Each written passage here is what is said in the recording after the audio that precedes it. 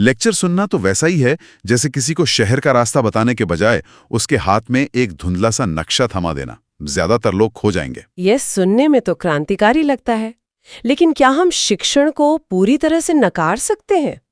मैंने अपनी जिंदगी में कुछ ऐसे शानदार शिक्षक देखे हैं जिनके एक लेक्चर ने मेरा सोचने का तरीका ही बदल दिया है। क्या ये मॉडल उस जादू को, उस प्रेरणा को खत्म नहीं कर देगा? ये एक बहुत जरूरी सवाल है। और ये स्रोत ये नहीं कहता कि विशेषज्ञ बेकार हैं, ये कहता है कि ज्ञान देने का तरीका गलत है। अच्छा, तरीका गलत है। हाँ, और यहीं पर लर्नोग्राफी शब्द आता है, जिसे ये पेपर शिक्षा यानी एजुकेशन के एक विकल्प के तौर पर पेश करता है। स्रोत साफ कहता है शिक्षा का मतलब सिखाना है और लर्नोग्राफी शिक्षा नहीं है। ये तो एक बहुत बड़ा और क्या कह सकते हैं साहसिक दावा है। तो फिर इन दोनों में फर्क क्या है? देखिए, फर्क मानसिकता का है। शिक्षा यानी एजुकेशन एक बाहरी प्रक्रिया है, इसमें जोर समझाने पर होता है। शिक्षक ज्ञान का स्रोत है और छात्र ज्ञान का प्राप्तकर्ता।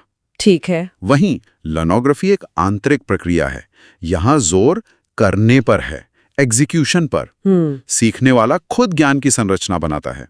अच्छा। तो एक में आप ज्ञान के उपभोक्ता हैं, कंज्यूमर, और दूसरे में आप ज्ञान के निर्माता हैं, क्रिएटर। ये सबसे बड़ा अंतर है। ठीक है, तो एक बाहरी प्रक्रिया और दूसरी आंतरिक।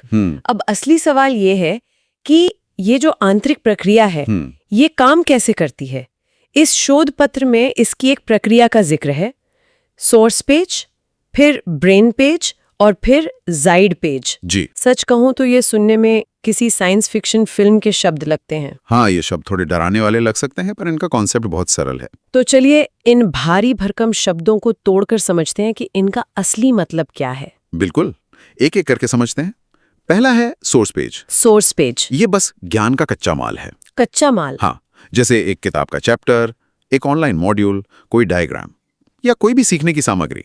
ये वो क्या है जो हमें सीखना है। ठीक है, सोर्स पेज समझ गई। दूसरा, और इस पूरे मॉडल का दिल है ब्रेन पेज। Brain page? जी, यहीं पर सारा जादू होता है।